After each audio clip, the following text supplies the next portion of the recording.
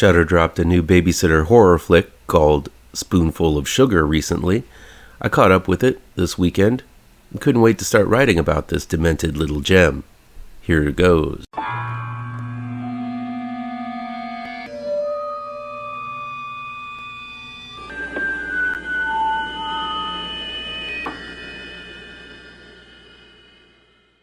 Welcome back to ML Miller Frights.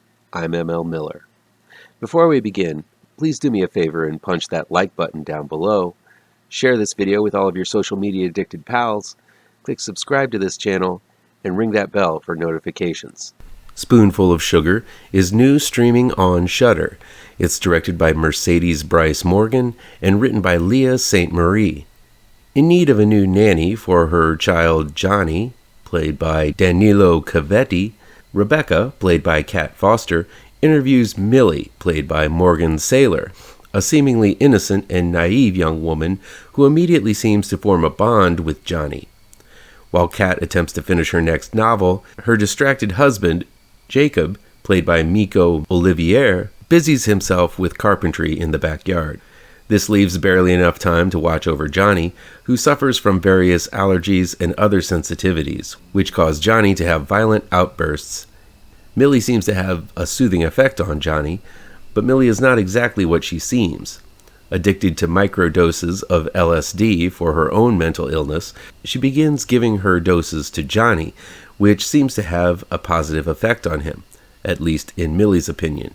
But soon the bond between babysitter and child become closer, making Rebecca suspicious and somewhat jealous at how close Millie and Johnny have become. Part orphan, part Emily, part servant, Spoonful of Sugar is one twisted dose of horror. Just when you think one character is so bent it can't get any worse, another character is introduced in this dark and demented world of twisted motherhood and lurid relationships. There's not an innocent in the film, other than young Johnny, and even he has his issues. Reminiscent of films by David Lynch and stories by Clive Barker, there are no real innocent characters here, only different levels of evil and perversity in Spoonful of Sugar, where most of the wolves don sheep's clothing. While oftentimes a film like this leaves me grasping for a character to identify with, the depths with which this film plummets kept me fascinated from beginning to end. This is mainly because of some fantastic performances by pretty much the entire cast. Morgan Saylor is excellent as Millicent, a child who has gone through multiple foster homes in her life and bears deep emotional and mental scars because of it. We find that she has been the victim of abuse, mainly sexual, over and over again. She comes off as an innocent child in her initial interview at the beginning of the movie, but soon we realize how deceptive she really is. Saylor switches from caring babysitter to delusional lunatic with ease. With some well-integrated CGI, we see her world, which is plagued by hallucinations, and how unsettling it would be to live with what she sees. But she embraces all of this craziness in a way that only reveals how damaged Millie really is. It's a wonderfully flawed character, and Saylor brings it to life gracefully and dementedly. The rest of the cast is strong. Smaller parts, such as Millie's therapist, played by Keith Powell, show how Millie is affected by the men in her life and how even the simplest gesture is mistaken for something much more devious. That said, we also witness her relationship with her foster father, played by David Yao, an especially unsettling one that's going to make you wince a time or two. It's their interactions with Saylor's Millie that makes the roles so key to uncovering her character. While I was less impressed with the aloof and unsympathetic father of Johnny, Jacob, played by Miko Olivier, Kat Foster delivers a powerfully potent performance as Johnny's mom, Rebecca, who feels threatened when her son's relationship with Millie gets stronger. Rebecca has issues of her own, and they come out quite horrifically later in the film.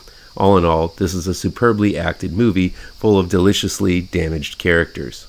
There's a real bloodthirsty tone to the entirety of Spoonful of Sugar. It doesn't paint any of the relationships depicted in a positive light, and only shows how they can be manipulated into a pretzeline mess when two damaged souls get together. Millie lives her life as if she's walking through a fairy tale, and it's quite painful to see those innocent dreams shattered with reality. The relationship between Millie and Johnny plays out in a logical way, even though there are some large leaps in time throughout the film, and some of these transitions go a little fast. It all culminates in a climax that proved to be very unpredictable and a last-minute revelation that makes everything click into place pretty well.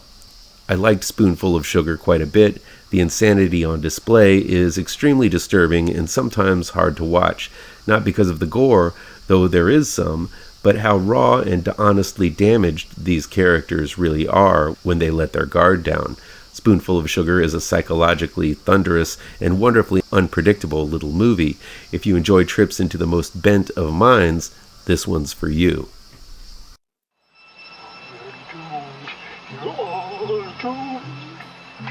You're doomed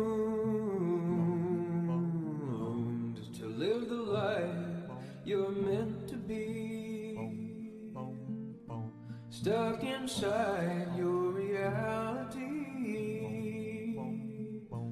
You're doomed. Oh, you're doomed. You're doomed. You're doomed. Live the life that you are meant to be. Live inside that reality.